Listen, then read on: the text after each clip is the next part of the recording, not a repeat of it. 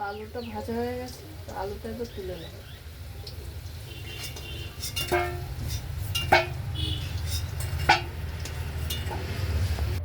আলুটা তুলে নিলাম, কিছু মশলাপাতি দিয়ে দিচ্ছি।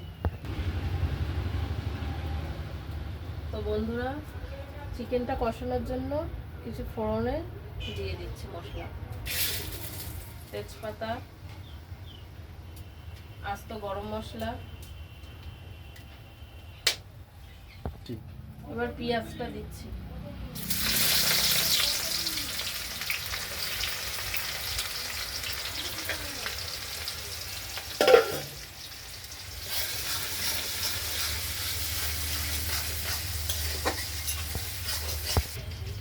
তো বন্ধুরা, পেঁয়াজটা ভাজা হয়ে গেছে।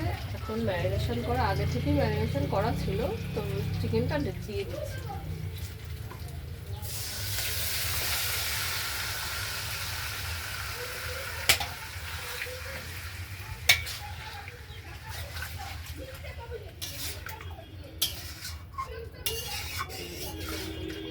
হ্যাঁ, খোলা দিয়ে